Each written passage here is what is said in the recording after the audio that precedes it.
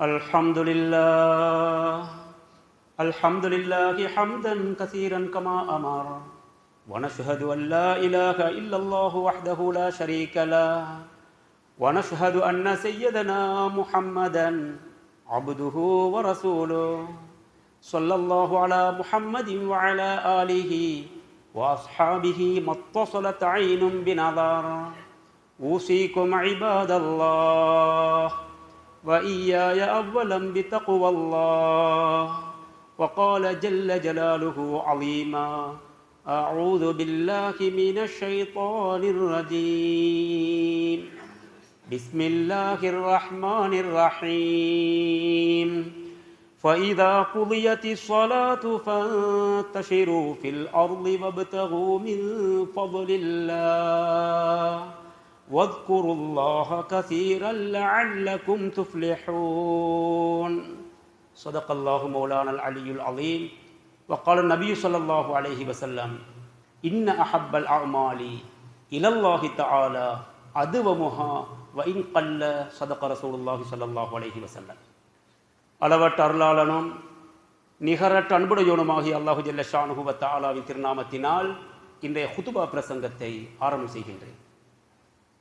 இந்த உலகத்திற்கு இறுதியாகவும் அருளாகவும் அனுப்பி வைக்கப்பட்ட எங்களுடைய நபி முஹம்மது முஸ்தபா ஸல்லல்லாஹு அலைஹி வஸல்லம் அவர்களின் மீது அவர்கள் வாழ்க்கை வழிமுறைகளை எடுத்து நடந்த சஹாபாக்கள், தாபிஊன்கள், தபா தாபிஈன்கள் மற்றும் கியாமத்துடைய நாள் வரும் வரையில் எவரவர்களெல்லாம் அவர்களின் வாழ்க்கை வழிமுறைகளை எடுத்து நடப்பார்களோ அப்படிப்பட்ட நல்லோர்கள் அனைவர்களின் மீதும் அல்லாஹ்வின் சாந்தியும் சமாதானமும் கபூலியத்தும் அருளும் உருவாகட்டும். புனிதமான ஜுமாவுடைய ஃபர்லை நிறைவேற்ற வேண்டும், முழுமையான நன்மைகளை அடைந்து கொள்ள வேண்டும். நல்ல நியத்துடன் நேர காலத்துடனே அல்லாஹுவின் இல்லமாம் பள்ளிவாசலை நோக்கி வந்து அமைதியாக அமர்ந்திருக்கும் அல்லாஹு ஜல்ல ஷானுஹு வ தஆலாவின் நல்லடியார்களே, நேசர்களே, எல்லா நிலையிலும் எல்லா விடயங்களிலும் அல்லாஹ் ஒருவனையே பயந்து நடந்து கொள்ள வேண்டும் என்று தக்வாவுடைய வசியத்தை முதலில் எனக்கும் அதை துயர்ந்து உங்களுக்கும் நான் ஞாபகப்படுத்திக் கொள்கின்றேன். இன்றைய குத்பா பிரசங்கத்தை பொறுத்தவரையில் பல விஷயங்களை ஞாபகப்படுத்துவது பொருத்தமாக இருந்தாலும் நேரம் காலத்தினுடைய தேவையை கருத்தில் கொண்டு மிக முக்கியமான 2 தலையங்கங்கள் இங்கு தெரிவு செய்யப்பட்டிருக்கின்றன. அதில் முதலாவது பகுதி மிகவும் சுருக்கமாக அமையும், அடுத்த பகுதி ஓரளவுக்கு நீளமாகவும் தெளிவாகவும் அமையும். அந்த அடிப்படையிலே முதலாவது தலையங்கம் என்னவெனில், எங்களோடு இருந்த ஒரு விருந்தாளி 30 நாட்கள் எங்களோடு இருந்தார். எங்களை விட்டும் விடைபெற்று சென்று இன்றோடு 43 நாட்கள் பூர்த்தியாகிக் கொண்டிருக்கின்றன. அந்த விருந்தாளியார் ரமலான் என்ற விருந்தாளி. எங்களோடு இருந்த அந்த விருந்தாளி எங்களுக்கு பல உபகாரங்களை செய்தார். நாங்களும் அந்த விருந்தாளியை கண்ணியப்படுத்தினோம், கௌரவப்படுத்தினோம். எங்களோடு இருந்த அந்த விருந்தாளி சில 43 நாட்கள் தான் கடந்திருக்கிறது. கவலைக்குரிய துரதிர்ஷ்டவசமான செய்தி என்ன தெரியுமா? 43 நாட்கள் தான் கடந்திருக்கிறது. ஆனால் 43,000 பேர் எங்களை விட்டும் பள்ளிகளை விட்டும் தூரமாகிவிட்டார்கள். ரமலானில் பள்ளி நிறைந்தது.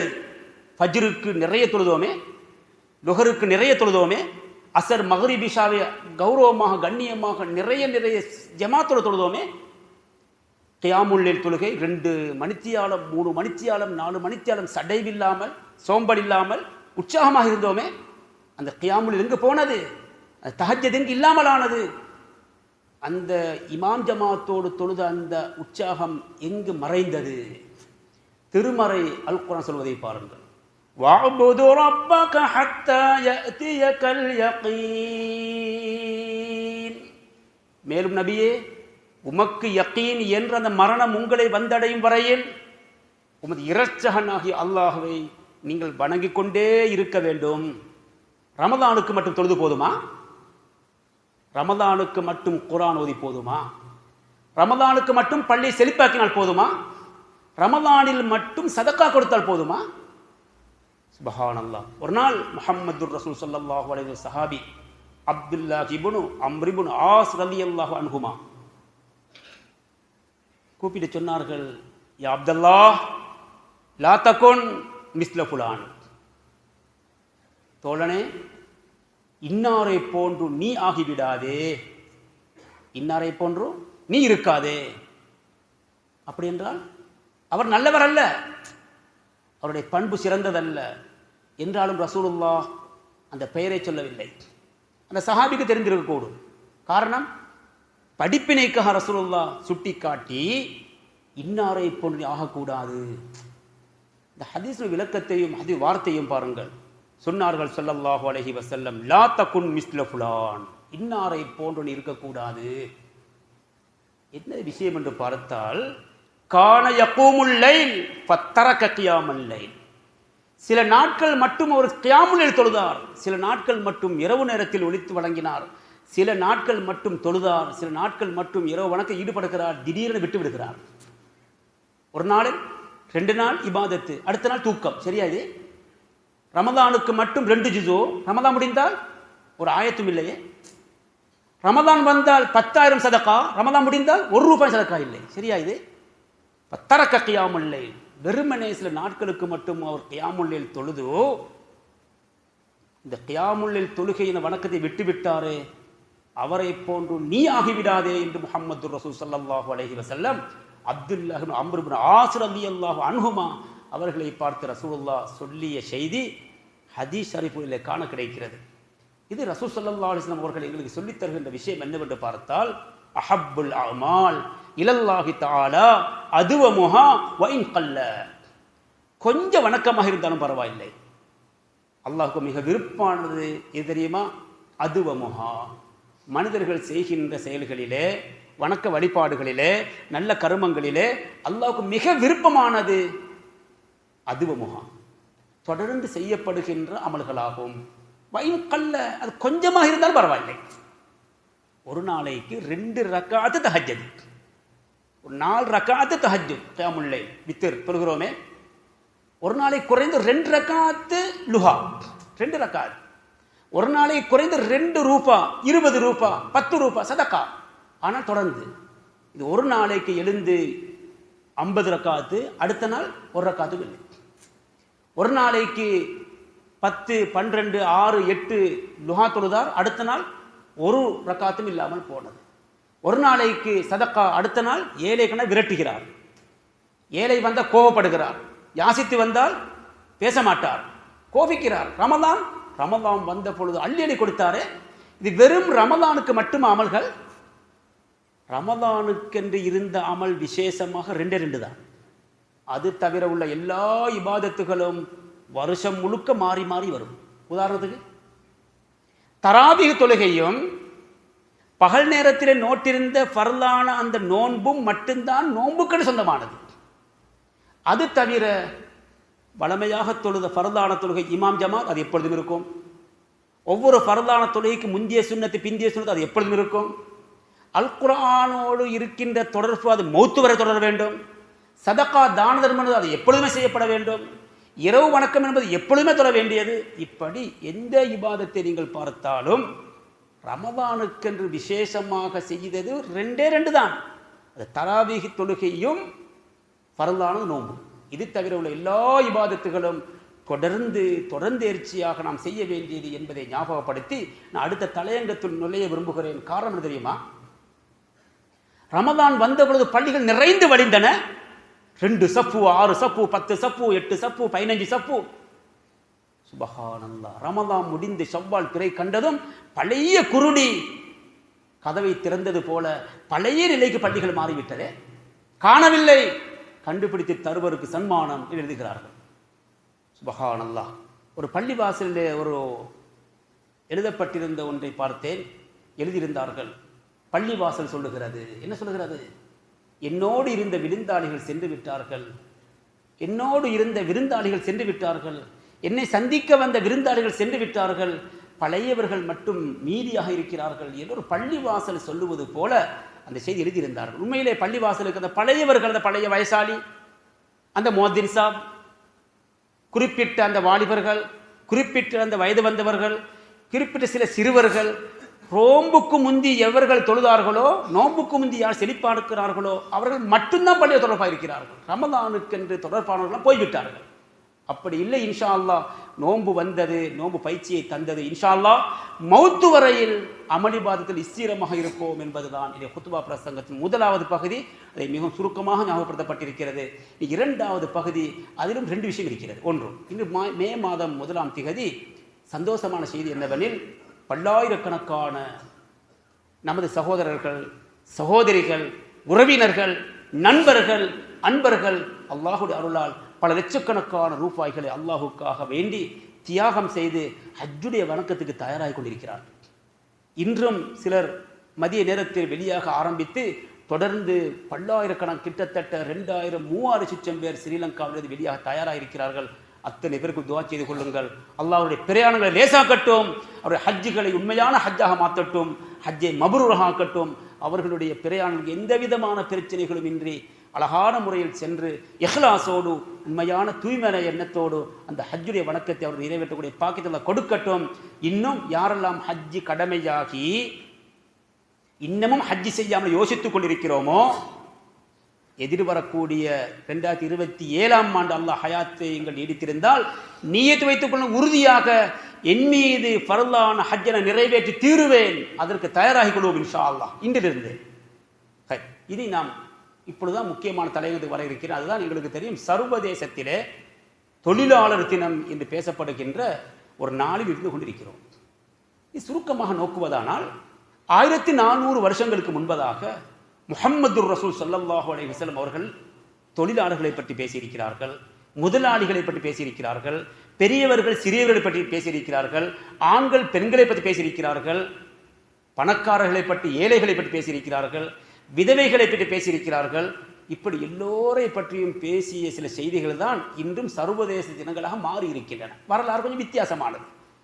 1882 செப்டம்பர் மாதம் 5ஆம் தேதி தான் இந்த சர்வதேச தினம் என்ற அடிப்படையில் தொழிலாளர் தினம் கொண்டாடப்படுகிறது. இதற்கு ஒரு வரலாறு மறைந்திருக்கிறது. அது என்னவென்று பார்த்தால், 18ஆம் நூற்றாண்டு அதனுடைய இறுதி பகுதி, 19ஆம் நூற்றாண்டின் ஆரம்ப பகுதி, அமெரிக்காவிலே அதுபோன்று வளர்ந்த நாடுகளிலே தொழிலாளர்களுக்கு சுதந்திரம் இருக்கவில்லை. அவர்களுக்கு பல அநியாயங்கள் நடந்து வந்தன. அவர்களுக்கு எதிராக பல அநியாய கட்டவிழ்க்கப்பட்டிருந்தன. அந்த காலப்பகுதியிலே 12 மணித்தியாலம் அந்த தொழிலாளிகள் வேலை செய்ய வேண்டும் என்று பணிக்கப்பட்டிருந்தார்கள். இன்னும் சிலர் 18 மணித்தியாலம் வேலை செய்ய வேண்டும் என்று பிரிக்கப்பட்டிருந்தார்கள். இப்படி இது 18ஆம் ஆண்டினுடைய ஆரம்பம், கடைசி 19ஆம் நூற்றாண்டினுடைய ஆரம்ப பகுதியில் இது ஒரு போராட்டமாக வெடித்தது. இந்த தொழிலாளர்களுக்கு சுதந்திரம் இல்லையா, அவர்களுக்கு ஒரு கௌரவம் இல்லையா, அவர்களுக்கு ஒரு கண்ணியம் இல்லையா, அவர்களுக்கு ஒரு உயர்வு இல்லையா, அவர்கள் இப்படியே மிருகங்களை போல் நடத்தப்படுவதா? 12 மணித்தியாலம் 18 மணித்தியாலம், இத்தனைக்கும் கூலிகள் ஊதியமும் கூட சரியாக கொடுக்கப்படாமல் இருந்த ஒரு காலமாக இருந்தது. அந்த நேரத்தில் உலகத்தில் பல இடங்களில் போராட்டங்கள் வெடிக்க ஆரம்பித்தன. பலர் தியாகங்கள் செய்தார்கள், குரல் கொடுத்தார்கள். அல்லாஹுடைய அருளால் 1882ஆம் ஆண்டு செப்டம்பர் மாதம் 5ஆம் தேதி நியூயார்க் நகரிலே முதலாவதாக தொழிலாளர்களுக்கென்றே ஒரு சுதந்திர தின விழா ஆரம்பிக்கப்பட்டது. 1923 ஆகும் பொழுது நமது பக்கத்து நாடாகி இந்தியாவிலே இதே மே மாதம் 1ஆம் தேதி அங்கும் தொழிலாளர்களுக்கென்று அந்த சர்வதேச தினம் அமுலாக்கப்பட்டது. அன்றிலிருந்து ஆரம்பித்ததுதான் இன்று 2026ஆம் ஆண்டு மே மாதம் 1ஆம் தேதி முழு உலகமும் தொழிலாளர்களுக்காக பேசிக் கொண்டிருக்கிறது. 1400 வருஷங்களுக்கு முன்பதாக முஹம்மது ரசூல் ஸல்லல்லாஹு அலைஹி வஸல்லம் அவர்கள் இந்த தொழிலாளர்களுக்காக பேசினார்களே, அவர்களுக்காக குரல் கொடுத்தார்களே, என்ன கொடுத்தார்கள்? இனி அல் குர்ஆன் சொல்வதை தொடர்ந்து பார்ப்போம். فَإِذَا قُضِيَتِ الصَّلَاةُ فَانتَشِرُوا فِي الْأَرْضِ وَابْتَغُوا مِنْ فَضْلِ اللَّهِ وَاذْكُرُوا اللَّهَ كَثِيرًا لَعَلَّكُمْ تُفْلِحُونَ. தொழில் செய்வது, ஹலாலான ரிஸ்கை தேடி கஷ்டப்படுவது, அதற்காக நேரம் கொடுப்பது, அதற்காக செலவழிப்பது, அதற்காக பேசுவது, அதற்காக குரல் கொடுப்பது வீணான காரியமா? வீணான வேலையாது? அதுவும் மார்க்கம், அது இஸ்லாம். புதியத்தி ஸலாத்து, ஜும்மாவுடைய ஹுத்பா முடிந்து அதை தொழுகை நடந்து முடிந்து விட்டால் ஃபன்தஷிரு ஃபில் அர்தி, பூமியில் நீங்கள் பறந்து சென்று வபுதகு மின் ஃபضலில்லாஹ், அல்லாஹ்வுடைய அருளை நீங்கள் தேடிக்கொள்ளுங்கள். வத்குருல்லாஹ கஸீரன், அல்லாஹ் அதிகமாக திக்ர் செய்து கொள்ளுங்கள். லஅல்லக்கும் துஃப்லிஹூன, நீங்கள் வெற்றி பெறுவீர்கள் என்று தொழிலை ஊக்குவித்த இஸ்லாம், வியாபாரத்தை ஊக்குவித்த இஸ்லாம் தொழிலாளர்களை கண்ணியப்படுத்தாமல் இருக்குமா? சொன்னார்கள் முஹம்மது ரசூல் ஸல்லல்லாஹு அலைஹி வஸல்லம், லா யஹ்தகிப அஹதுக்கும் ஹுஸ்மத்தன் அலா லஹ்ரி கைருன் லஹு மின் அன் யஸ்அல அஹதன் ஃபயுஅதியஹு அவ் யம்னஅஹு.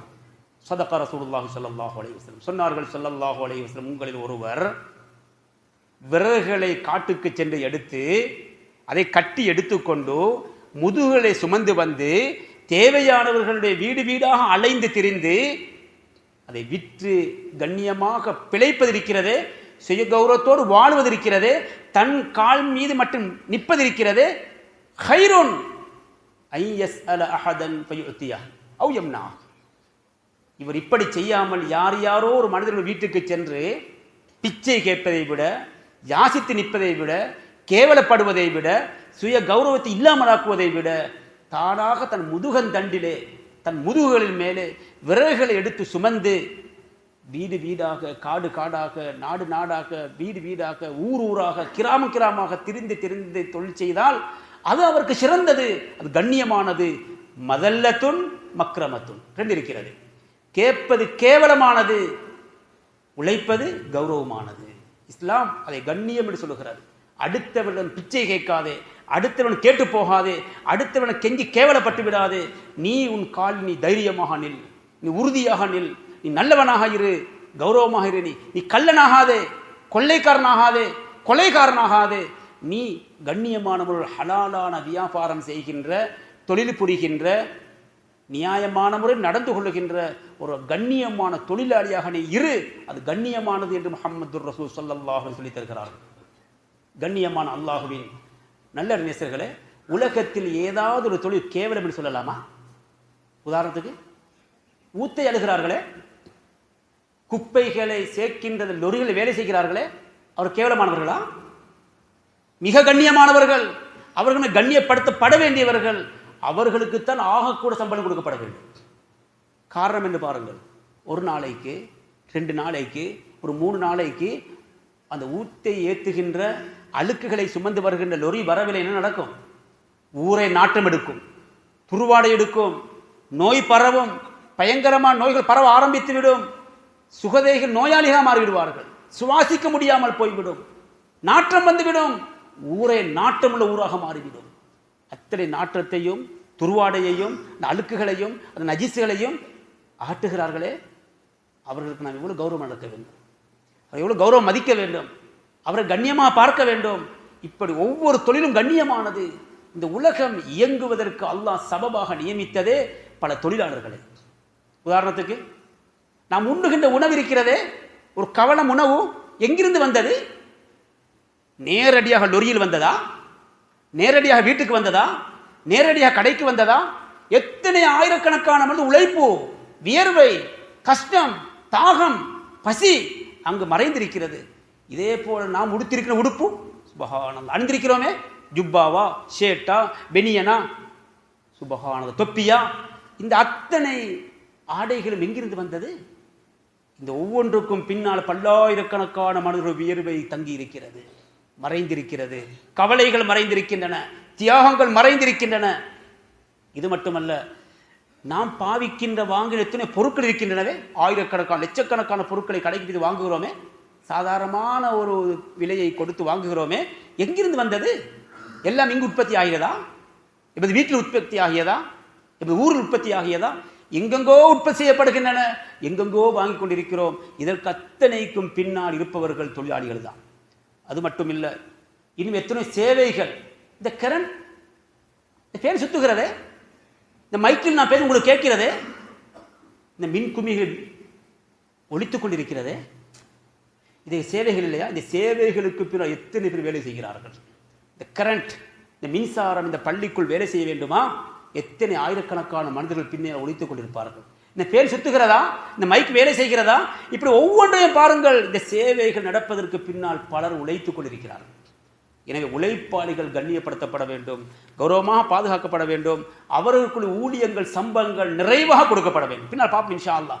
இதே போல நாம் ஏறி செல்கிற வாகனங்கள் விமானங்களாக இருக்கட்டும், கப்பல்களாக இருக்கட்டும், சாதாரணமான ஆட்டோ திரிவீல்களாக இருக்கட்டும், பைக்காக இருக்கட்டும், நாம் சாதாரணமாக கருதுகின்ற எந்த வாகனமாக இருக்கட்டும், அது எந்த எமக்கு உதவி செய்கின்ற எந்த வாகனம் அதை மதிக்காமல் இருக்கலாமா? இது இந்த வாகனம், இது இன்ன தொழில் என்று எந்த ஒரு தொழிலையும் கௌரவம் குறையாக பார்க்க முடியாது. இவைகளெல்லாம் எங்களுக்கு சேவை செய்து கொண்டிருக்கிறார்கள். சுப்ஹானல்லாஹ். உலகத்தை அல்லாஹ் இயக்குவதற்கு அல்லாஹ் தொழிலாளர்களை ஒரு சபபாக எடுத்திருக்கிறான். எப்படி முதலாளிமார்களை கொள்முதல் செய்து அவர்கள் முதலீடு செய்து அவர்கள் பெரிய பணங்களை செலவழித்து பெரிய ஒரு அமானிதத்தை முதலாளிகள் சுமந்திருக்கிறார்களோ, இதே போல இந்த தொழிலாளிகள் மிகப்பெரிய ஒரு அமானிதத்தை சுமந்திருக்கிறார்கள். பின்னால் பாப்போம் இன்ஷா அல்லாஹ். பயனாளிகள் பயன்பெற்றுக் கொண்டிருக்கிறார்களே, வாகனங்களின் மூலம் நாங்கள் பயணங்கள் செய்து கொண்டிருக்கிறோமே, இத்தனைக்கு பின்னால் எத்தனையோ தொழிலாளி. இதே போல இந்த பள்ளி வாசல் இருக்கிறது, நமது வீடு வாசல் இருக்கின்றன, கட்டிடங்கள் இருக்கின்றன, மദ്രസா இருக்கிறது. இப்படி எப்படி கட்டப்பட்டது? சும்மா கட்டப்பட்டதா? இதற்கு பின் எத்தனை கொத்தனார்களுடைய வேலை, எத்தனை உழைப்பாளிகளுடைய தியாகம். சுப்ஹானல்லாஹ். இப்படி பார்த்தால் சொல்லிக்கொண்டே சொல்ல முடியும். இது அத்தனையும் அல்லாஹ் இந்த தொழிலாளிகளின் மூலம் இயக்கிக் கொண்டே இருக்கிறான். எனவே தொழிலாளிகள் விஷயத்தில் மிக கண்ணியமாக நடந்து கொள்ள வேண்டும், மிக கௌரவமாக நடந்து கொள்ள வேண்டும். எனவேதான் மார்க்கம் 3 விஷயங்களை சொல்லுகிறது. தொழிலாளிகள் உழைப்பாளிகள் விஷயத்தில் 3 விஷயங்கள் ஹக்கு கடமையாக இருக்கும். முதலாவது, அவர்களுக்கு கொடுக்கப்பட வேண்டிய ஊதியங்கள் சரியாக கொடுக்கப்பட வேண்டும், நியாயமாக கொடுக்கப்பட வேண்டும். எனக்கு செலவு 2 லட்சம், எனக்கு கீழே வேலை செய்வது 40,000 ரூபாய். சரியா? இது என் வீட்டுக்கு எனக்கு 2 பிள்ளை, என் வீட்டில் 3 பிள்ளை, கணவன் மனைவி, எனது வீட்டுக்கு 2 லட்சம் செலவு. எனக்கு கீழே வேலை செய்கிற தொழிலாளி அவருக்கு 5 பிள்ளை, அவருக்கு ஊதியம் 40,000 ரூபாய், 45,000 ரூபாய், 50,000 ரூபாய் கஷ்டப்பட்டு. சுப்ஹானல்லாஹ். தனக்கு 2 லட்சம், அவர் நாளில் 1. சரியா? இது குறைந்தபட்சம் 1 லட்சமாக போகாதா? ஒரு நாளைக்கு 2,000 செலவு போகாதா? எல்லாம் விலை கூடி இருக்கிறது, ஆனால் சம்பளம் மட்டும் கூடுவதில்லையே. உலகத்தில் எல்லாம் கூடுகிறது, எல்லாம் கூடும், ஆனால் சம்பளம் கூடாது. தன்னுடைய கட்டிடத்துக்கு கோடிக்கணக்கான ரூபாய் செலவழிக்கிறோம், ஆனால் தனக்கு கீழே வேலை செய்யக்கூடியவர்களுக்கு ஒரு 1000 ரூபாயை கூட்டுவதற்கு எத்தனை மசூரா, எத்தனை பிரச்சனை, எத்தனை கருத்து முரண்பாடுகள். சுப்ஹானல்லாஹ். அவுத்துல் அஜீர அஜ்ரஹு கபுல அய்யஜிஃபாரஹு சொன்னார்கள் முஹம்மது ரசூல் ஸல்லல்லாஹு அலைஹி வஸல்லம்.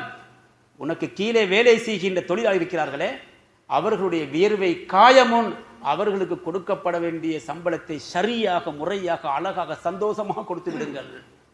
அதை எரிய சாக்கக்கூடாது. அடுத்த வருஷம், அடுத்த மாதம், வருகிற நோம்பிலே, அதுக்கு அடுத்த நோம்பிலே. சரியா? இது முடிந்தா கொடு. உனக்கு கொடுக்க வேண்டிய இதில் சம்பளத்தில் எரிய சாக்க முடியாது, நிலுவை வைக்க முடியாது.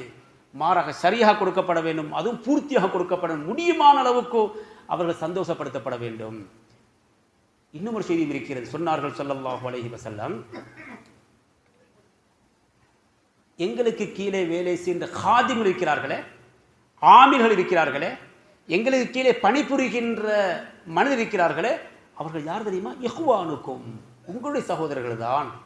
அது வெளியிலிருந்து வந்த வேறு யாரும் இல்லை, அவர்களும் மனிதர்கள் தான். அவருக்கு உணர்வு இருக்கிறது, அவர் பசி இருக்கிறது, அவர் தாகம் இருக்கிறது, அவர் கவலை இருக்கிறது, அவருக்கு அழுகை வரும், அவருக்கு சிரிப்பு வரும், அவருக்கு சந்தோஷம் வரும், தேவைகள் வரும். உனக்கு என்ன தேவையோ அதே தேவை அவனுக்கும் வரும். உனக்கு இருக்கின்ற கவலை அவருக்கும் வரும், உனக்கின்ற ஆசை அவருக்கும் இருக்கும்.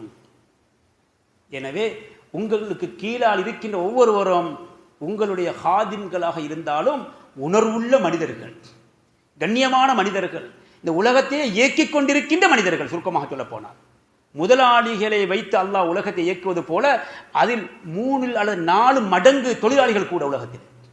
ஒரு முதலாளி இருப்பார், அவர்கள் 20 பேர் இருப்பார்கள். ஒரு முதலாளி இருப்பார், 40 பேர் இருப்பார்கள் சில நேரம். இப்படி உலகத்தில் தொழிலாளி கூடவா முதலாளி கூடவா என்று கேட்டால், தொழிலாளிகள் கூட முதலாளிகள் கொஞ்சம் பேர் இருப்பார்கள். அல்ஹம்துலில்லாஹ். அல்லாஹ் அவர்களுக்கும் இன்னும் அள்ளி அள்ளி கொடுக்க வேண்டும், அல்லாஹ் அவர்கள் பரக்கத் கொடுக்க வேண்டும். அவர்கள் நன்றாக இருந்தால் தொழிலாளர்கள் சந்தோஷமாக இருப்பார்கள். எனவே அவர்களுக்கும் அல்லாஹ் கொடுக்க வேண்டும், தொழிலாளி கொடுக்க வேண்டும். எனவே மார்க்கம் 2ஐ பிரித்து பேசுகிறது. பார்ப்போம் ஒவ்வொன்றாக. முதலாவது, ஒரு முதலாளி தனக்கு கீழே இருக்கின்ற தொழிலாளிகளை கண்ணியப்படுத்தி கௌரவப்படுத்தி அவருக்கு கொடுக்க வேண்டிய ஊதியத்தை சரியாக நிறைவாக அழகாக கொடுத்து விட வேண்டும், சந்தோஷமாக கொடுக்க வேண்டும். கடிந்து ஏசி திட்டி பயமுறுத்தி கொடுக்கக்கூடாது. சந்தோஷம் கொடுப்போம், காமிலன் பூர்த்தியாக கொடுப்போம், சரியான் அவசரமாக கொடுப்போம். சுப்ஹானல்லாஹ். அதை பிற்படுத்துவது அநியாயம், ஹராம். கொடுக்கப்பட வேண்டிய நேரம் பிந்தி அவர் தேவை இருக்க இவர் பிந்தி பிந்தி பிந்தி ஏமாத்தினால் பிகைரி ஹக்கின் ஹராமுன், மார்க்கம் சொல்லுகிறது ஹராமான செயல். தொழாமல் இருப்பது மட்டுமா ஹராம்? சாராயம் கொடுப்பது மட்டுமா ஹராம்? கொலை செய்வது மட்டுமா ஹராம்? தனக்கு கீழே வேலை செய்கின்றவர்கள் கடிந்து நடந்து அவர் கொடுக்க வேண்டிய சம்பளம் சரியாக கொடுக்காமல் அவருக்கு அநியாயம் செய்வது ஹராம் தான் என்பதை மார்க்கம் சொல்லி தருகிறது. சரி, இன்னும் பார்ப்போம். இன்னொரு ஹக் இருக்கிறது. ஒரு முதலாளிகள் தொழிலாளிகள் விஷயத்தில் செய்ய வேண்டிய இரண்டாவது ஒரு ஹக் என்ன தெரியுமா? அவர்களுக்கு முடியாததை செய்ய வைக்கக்கூடாது. முடியுமான அளவுக்கு தூக்க முடியுமான சுமையைத்தான் அவர்கள் தூப்பாட்ட வேண்டும். அவருக்கு எது முடியுமோ அதைத்தான் சொல்ல வேண்டும். முடியாததை கொடுத்து நீ செய்யாவிட்ட தண்டிப்பது அது அடிமையுடைய வாழ்க்கை, அது அநியாயக்காரர் வாழ்க்கை, அது ஃபிரௌனுடைய அராஜகம் அட்டூழியம். முடியாததை செய்ய வைத்தால் அது மனிதனுடைய பண்பாது. அராஜகம் செய்கின்ற அட்டூழியம் புரிகின்ற அநியாயக்காரருடைய அக்கிரமம் செய்கின்றவருடைய வேலை தான் அது. எனவே ஒரு இஸ்லாமியன், ஒரு முஸ்லிம், ஒரு மூமினான மனிதர் அவருக்கு முடியுமானதை சுமத்தாட்டுவார். இதை ரசூல் சொல்வதை பாருங்கள், லா துகல்லிபூஹும் மா யக்லிபுஹும். அவர்களுக்கு ஏழுமானதை தான் நீங்கள் சுமத்தாட்ட வேண்டும், முடியாததை சுமத்தாட்டி விடாதீர்கள் என்று முஹம்மது ரசூல் ஸல்லல்லாஹு அலைஹி வஸல்லம் அவர்கள் அந்த தொழிலாளிகள் விஷயத்தில் அழகாக சொல்லித் தருகிறார்கள். ஒரு நாள் முஹம்மது ரசூல் ஸல்லல்லாஹு அலைஹி வஸல்லம் அவர்களுக்கு முன்னால் ஒரு ஒட்டகம் இருக்கிறது. ஒட்டகத்துக்கு மேலால் 2 பேர் உட்கார்ந்து பேசிக் கொண்டிருக்கிறார்கள். சுப்ஹானல்லாஹ். ஸல்லல்லாஹு அலைஹி வஸல்லம் அவர்களுக்கு கோபம் வந்தது, ஆச்சரியமாக இருந்தது. இது மிம்பரா? இது மிம்பர் மேடையா? இது கதிரையா உட்கார்ந்து பேச? உனக்கு தேவைப்பட்டால் மட்டும் ஏறி பிரயாணம் செய்வதற்கு அல்லாஹ் வசப்படுத்தி தந்த இந்த மிருகத்தை நீ அதற்கு மட்டும் பாவி. நீ ஏறி உட்கார்ந்து கைவார் அடிக்கணும் ஒட்டகத்தை முதுகா?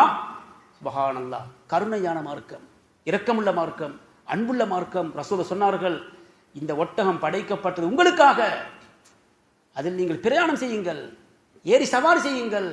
ஆனால் ஏறி உட்கார்ந்து கைவார் அடிக்கதை பாவித்து விடாதீர்கள். முஹம்மது ரசூலுல்லாஹ் இந்த இஸ்லாத்தினுடைய தூண் அழகாக சொல்லித் தருகிறார். எனவே ஒரு ஒட்டகத்தின் மீது இரக்கம் காட்டிய ரசூலுல்லாஹ் ஒரு மனிதன் மீது இரக்கம் காட்டாமல் இருப்பார்களா?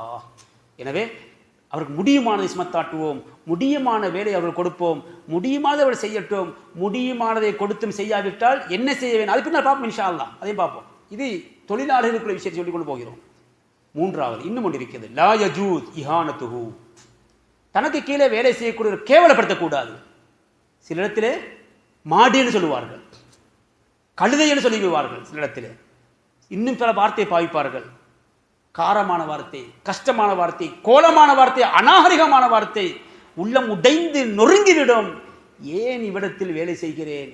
இவனும் ஒரு மனிதனா?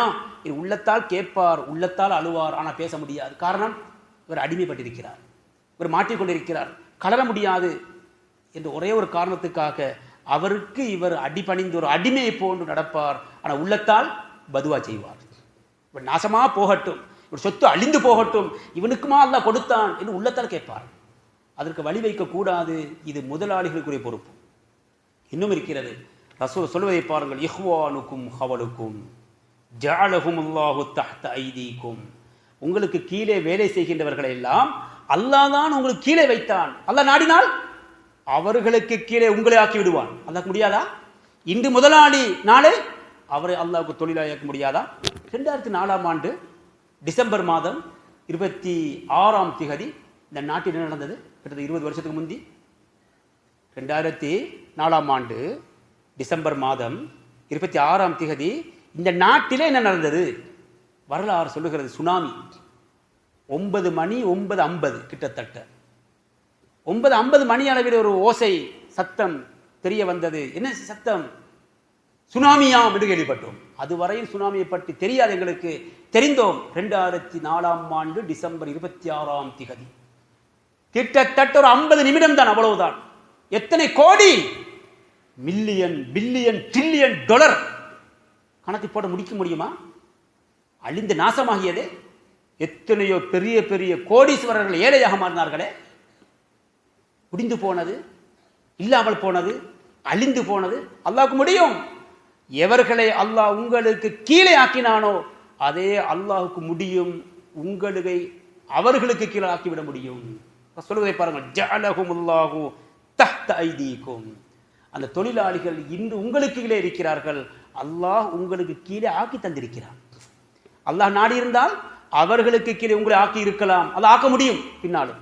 எனவே அல்லாஹ் யார் யாரை முதலாளிகளாக வாழ வைத்திருக்கிறானோ அது அல்லாஹ் அவர்களுக்கு கொடுத்திருக்கின்ற ரஹ்மத்து, அது அல்லாஹ் அவர்கள் கொடுத்திருக்கிற பரக்கத்து, அல்லாஹ் அவர்கள் கொடுக்கின்ற அருள் நியமத். சந்தேகம் இல்லை, முதலாளி உலகத்துக்கு தேவை, அப்பொழுது தொழிலாளி இருப்பார்கள். தொழிலாளி உலகத்துக்கு தேவை, அப்பொழுது முதலாளி இருப்பார்கள். இருவரும் மாறி மாறி கண்களை போல. ஒரு கண்ணை எடுத்து வீசலாமா, அடுத்த கண்ணை பிடுங்கி வீசலாமா? ரெண்டு கண்ணும் சேர்ந்து உலகத்தை பார்க்கிறது. இது போல இந்த இரண்டு பேரும் தேவை, இரண்டு பேரும் கண்ணியமானவர்கள், கௌரவமானவர்கள். எனவே இரண்டு பேருக்கும் பொறுப்பு இருக்கிறது. அதே போல இந்த தொழிலாளிகளாக இருப்பவர்கள் அவர்களுக்கு ஒரு 3 பொறுப்பு இருக்கிறது. அதையும் பார்ப்போம் இன்ஷா அல்லாஹ். சுருக்கமாக பார்த்தீங்கன்னா ஒரு 3 நிமிடங்கள் மீதமாக இருக்கின்றன. அது என்ன தெரியுமா? முதலாவது பொறுப்பு, ஒரு தொழிலுக்கு கீழே இருக்கிறோம், ஒரு முதலாளிக்கு கீழே இருக்கிறோம். உன் நம்பி ஒரு அமானிதத்தை நம்பி உங்களை ஒப்படைத்திருக்கிறார். நீ 8 மணித்தியாலம் வேலை செய்ய வேண்டுமா, 10 மணித்தியாலம் வேலை செய்ய வேண்டுமா? ஒரு ஒப்பந்தத்தின் அடிப்படை நாம் சேர்ந்திருப்போமே, அந்த 8 மணித்தியாலம் அந்த 10 மணித்தியாலம் ஒரு தொழுகையில் தக்பீர் கட்டி தொழுவது போல. தொழுகைக்கு தக்பீர் கட்டினால் விளையாடுவோமா, பேசிக்கொண்டிருப்போமா, போன் பார்த்து கொண்டிருப்போமா, கதைத்துக் கொண்டிருப்போமா? தொழுகைக்கு தக்பீர் கட்டினார் ஒரு இபாதத். இதே போல நினைக்க வேண்டும், ஒரு முதலாளிக்கு கீழே நான் தொழில் புரிகிறேன், ஏன்னா பல அமானிதங்கள் சுமத்தாட்டப்பட்டிருக்கின்றன, எனக்கு ஒரு சம்பளம் ஊதியம் தரப்படுகிறது, நான் அதை முறையாக நான் பாதுகாக்க வேண்டும். பாமல் காமிலன் சஹீஹன், இதை பூர்த்தியாக செய்யுங்கள், இதை முறையாக செய்யுங்கள். அதில் களவெடுக்க முடியாது. அதில் ஹியானத்து ஃபில் அமலி சரிகத்து. எங்களுக்கு தரப்பட்ட அந்த மணித்தியாலம் இருக்கிறதே, 8 மணித்தியாலம் 10 மணித்தியாலம், அந்த மணித்தியாலத்தில் நாம் ஏதும் எடுப்பிடிகளோ அல்லது பிழையாக நடந்தால் அது சரிகத்துன், அது களவு, அது திருட்டு. தொழுகையில் தக்பீர் கட்டி தொழுகின்ற ஒருவர் ருக்கு சுஜூவை அவசரப்பட்டால் ரசூலுல்லாஹ் சொல்றார், ஆகப்பெரிய கள்ளன் வந்தான். மிகப்பெரிய கள்ளன் உலகத்தில் யார் என்று ரசூலுல்லாஹ் சொல்கிறார்கள், தொழுகையில் களவெடுப்பவன். அப்படி என்றால் தொழுகை சரியாக நிறைவேற்றாதவன். இதே போல ஒரு மனிதன் ஒரு தொழிலாளியாக ஒரு கீழே இருக்கும் பொழுது இவருக்கு அமானிதமாக சுமத்தப்பட்டிருக்கிறது 8 மணித்தியாலம் 10 மணித்தியாலம். அது அவருடைய வேலை அல்ல, இவருடைய வேலையுடைய நேரம் அது. எனவே அந்த நேரத்தை களவெடுக்க கூடாது. அவன் தான் மிகப்பெரிய திருடு கள்ளனாக இருப்பான். இரண்டாவது இன்னும் ஒரு பொறுப்பு இருக்கிறது. அது தெரியுமா? அல்லாஹுக்காக செய்வோம். இது ஒரு பொறுப்பு, நம்பி ஒப்படைத்திருக்கிறார்கள். ஒரு நிறுவனத்துக்கு கீழே வேலை செய்வோம், சில நேரம் ஒரு நிர்வாகத்துக்கு கீழே வேலை செய்து கொண்டிருப்போம், ஒரு தொழிலாளருக்கு கீழே வேலை செய்து கொண்டு, ஒரு முதலாளி கீழே ஒரு கடையில் தொழில் புரிந்து கொண்டிருப்போம். எதற்கு கீழே வேலை செய்தாலும் அது எங்களுடைய அமானிதம், அல்லாஹ் சுமத்தாட்டியிருக்கிறான். எனவே இதனை அல்லாஹுக்காக செய்ய வேண்டும். வலவுலம் இறக்கல் முதீரு, எங்களுக்கு மேலே இருக்கின்ற நிர்வாகி அந்த முதலாளி எங்களை காணவில்லை, எங்களை பார்க்கவில்லை என்றாலும் அல்லாஹ் பார்க்க மாட்டானா? அல்லாஹ் என்னை பார்த்துக் கொண்டிருக்கிறானே, எனவே அதனை சரியாக செய்ய வேண்டும், முறையாக செய்ய வேண்டும் என்ற எண்ணத்தோடு செய்ய வேண்டும். இது அவருக்குரிய பொறுப்பு. இது ஒரு இபாதத், இதற்கு கூலி வழங்கப்படும், நன்மை வழங்கப்படும். சுபஹானல்லாஹ், ஃபரீலத்துன் பஅத ஃபரீலா சொன்னார்கள் ஸல்லல்லாஹு அலைஹி வஸல்லம், தலபு கஸ்பில் ஹலாலி ஃபரீலத்துன் பஅத ஃபரீலா.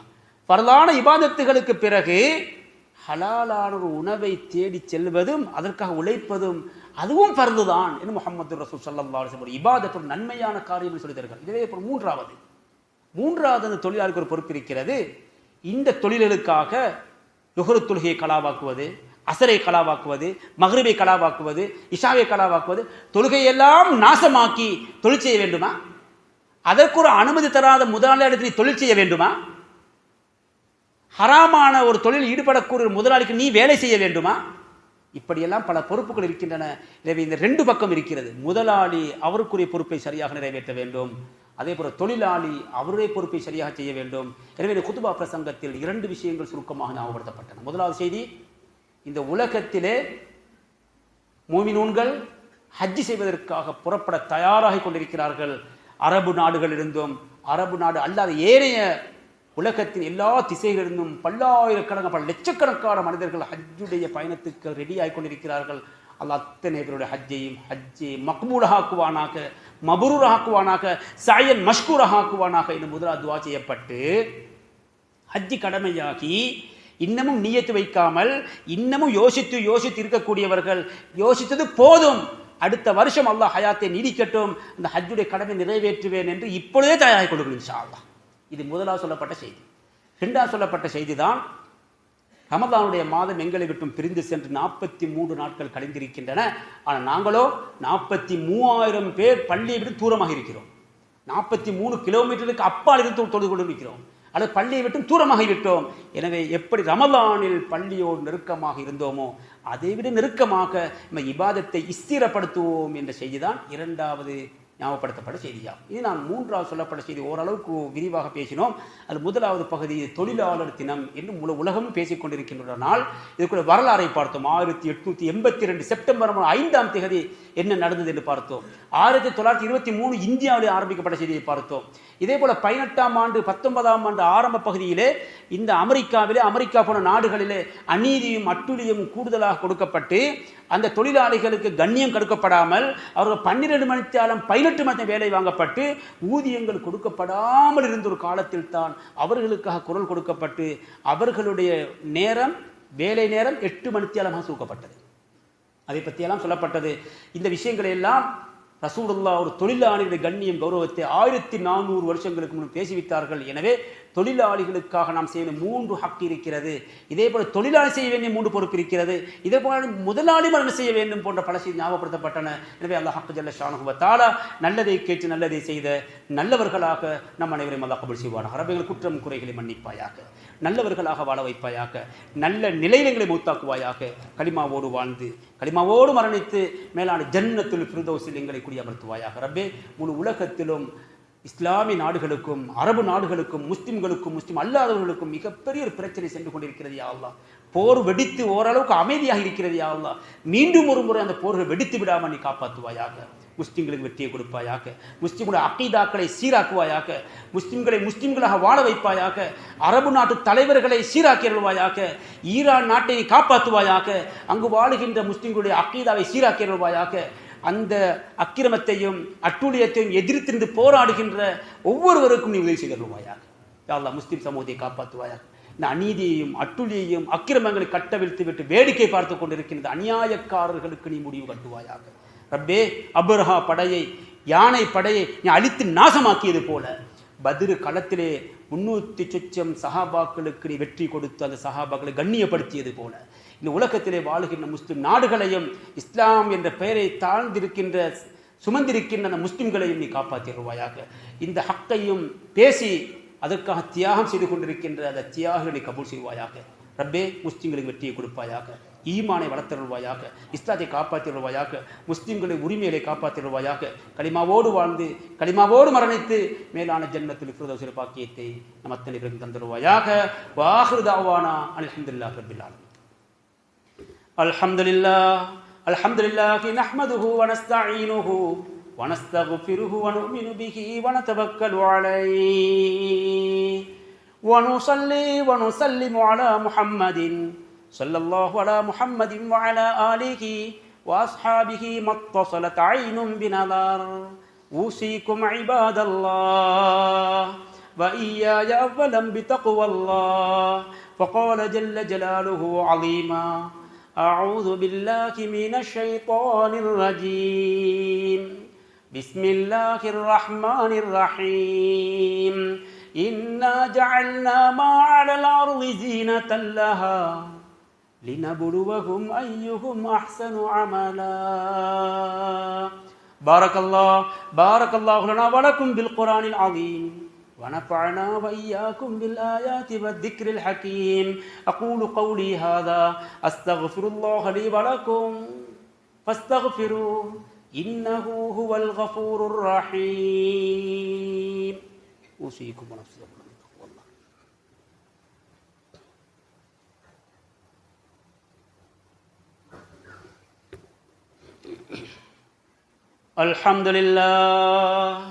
الحمد لله حمدا كثيرا كما أمر ونشهد أن لا إله إلا الله وحده لا شريك له ونشهد أن سيدنا محمدا عبده ورسوله صلى الله على محمد وعلى آله وأصحابه ما اتصلت عين بنظر أوصيكم عباد الله وإياي أولا بتقوى الله. وقال جل جلاله عظيما: أعوذ بالله من الشيطان الرجيم. بسم الله الرحمن الرحيم. إن الله وملائكته يصلون على النبي يا أيها الذين آمنوا صلوا عليه وسلموا تسليما. فأجيبوا الله تعالى إلى ما دعاكم فصلوا وسلموا تسليما. اللهم صل على سيدنا محمد وعلى آله الأخيار، وارض عن الخلفاء الراشدين المهديين أبي بكر الصديق وعمر بن الخطاب وعثمان بن عفان وعلي بن أبي طالب رضي الله عنهم وارض عنا معهم برحمتك يا أرحم الراحمين. اللهم اغفر للمؤمنين والمؤمنات والمسلمين والمسلمات الأحياء منهم والأموات.